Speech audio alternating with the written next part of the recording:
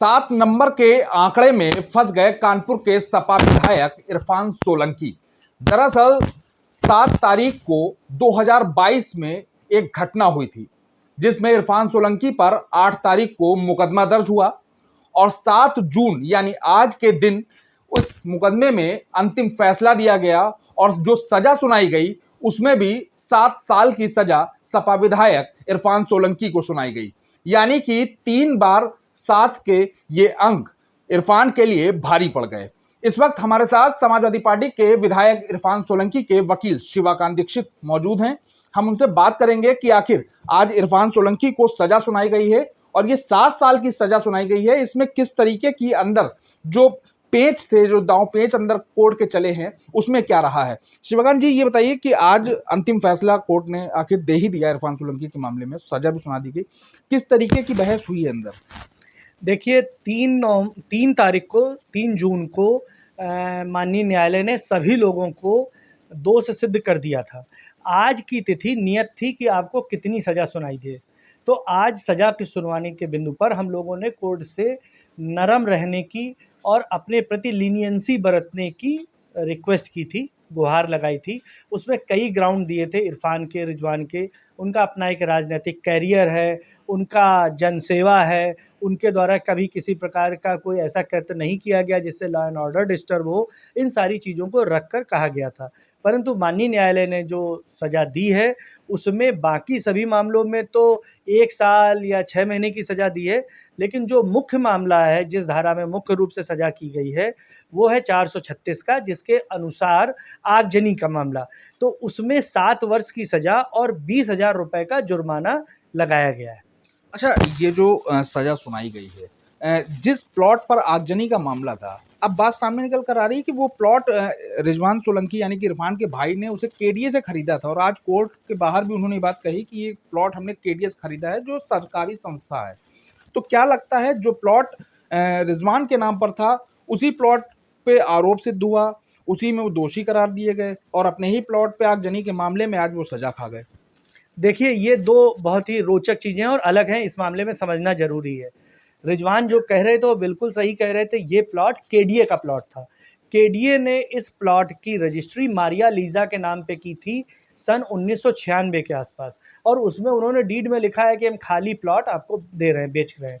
फिर मारिया लीज़ा ने कुछ असलम ब्रदर्स को, कई लोगों के नाम हैं, उनको 2005 में इसकी रजिस्ट्री कर दी, वो भी ओपन प्लॉट था। फिर इसके बाद इसकी रजिस्ट्री उन असलम ब्रदर्स ने 2022 में, मार्च 2022 में रिजवान सोलंकी को ये प्लॉट उन्होंने बेच दिया। इस प्लॉट की जो मुख्य खासियत है वो ये है कि ये रिजवान सोलंकी के घर के ठीक बगल का है। नवंबर 2022 में अचानक से एक घटना होती है और कहते हैं कि साहब हमने इसमें आग लगा दी 7 नवंबर 2022 को। परंतु हम लोगों ने अपने सारे साक्ष्य, माननीय न्यायालय ने भी आज इस बात पर पूछताछ की कि आप अपना कोई स्टेटस नहीं साबित कर पाए। जो नज़ीर फातिमा हैं, उन्होंने ना तो इस पर कोई रजिस्ट्री साबित की है, ना ही उन्होंने कभी कोई ऐसा दस्तावेज़ दिया है जिससे वो इसकी मालिक साबित हों, ना ही उन्होंने कोई ऐसा दस्तावेज़ दिया है, ना ही उन्होंने ऐसा कहा है कि वो इस प्लॉट पर इल्लीगल ऑक्यूपायर थी। अरे वो ये कहती कि हम साहब इसे इल्लीगली, हम इस पे ज़बरदस्त कब्जा किए, जबरन कब्जा किए हुए थे, वो कुछ तो कहती, लेकिन उन्होंने ऐसा कोई स्टेटस नहीं दिया। बल्कि इसके उलट हम लोगों ने वो असरफाबाद में जहाँ रहती हैं वहाँ से संबंधित सारे दस्तावेज़ दिए। उनके हाउस टैक्स की रसीद दी, उनकी वोटर आईडी, वोटर लिस्ट हम लोगों ने दी, उनके बच्चों का पासपोर्ट बना है उनके असरफाबाद वाले एड्रेस से। तो ये 2 अलग-अलग चीज़ें हो गई। एक, ये प्लॉट हमारा है, रिजवान सोलंकी का है और खाली प्लॉट है, और दूसरा कि वो जो नज़ीर फातिमा है वो किसी और के पास रह रही हैं। जैसा कि आज रिजवान सोलंकी ने अपने बयान में भी ये कहा है, बाद में भी कहा है कि केडीए एक सरकारी संस्था है, हम उसका प्लॉट कैसे कब्जा कर सकते हैं। और दूसरा, अभी उनका ये कहना था रिजवान का कि ये एक राजनीतिक दमन है, ये समाजवादी पार्टी की सीट है, हम 30 साल से इस सीट पर जनसेवा कर रहे हैं, इसलिए हम लोगों को ये टारगेट किया गया है। हम लोग माननीय न्यायालय के, हमारे मुवक्किल माननीय न्यायालय के निर्णय से संतुष्ट नहीं हैं, इसके खिलाफ हम माननीय उच्च न्यायालय में अपील करेंगे। राजनीतिक दमन की बात आपने करी है, रिजवान ऐसा कह रहे थे, किस तरीके का राजनीतिक दमन इसे माना जाए? देखिए, रिजवान का ये कहना था कि जो भी गवाही के साक्ष्य प्रस्तुत किए गए, जो भी गवाह प्रस्तुत किए गए, ये सभी प्लांटेड थे, यानी कि इनको फर्जी तरीके से लाया गया था। उनमें से किसी ने भी इस घटना को नहीं देखा। हम लोगों ने माननीय न्यायालय से उन लोगों की कॉल डिटेल वगैरह के बारे में भी रिक्वेस्ट की थी, लेकिन माननीय न्यायालय ने वो खारिज कर दी थी। रिजवान और इरफान की कॉल डिटेल माननीय उच्च न्यायालय के आदेश से कोर्ट में पेश की गई, लेकिन उसको भी, क्योंकि अभी ऑर्डर हमको पढ़ने को नहीं मिला है, लेकिन शायद उसको भी माननीय न्यायालय ने नहीं माना। सच्चाई ये है कि घटना 7 नवंबर वाले दिन रिजवान अपने बच्चों के साथ लखनऊ गए थे, लुलु मॉल गए थे और रात 12 बजे के आसपास आए थे, जबकि इरफान सोलंकी पौने 3 के आसपास अपने घर से निकले थे।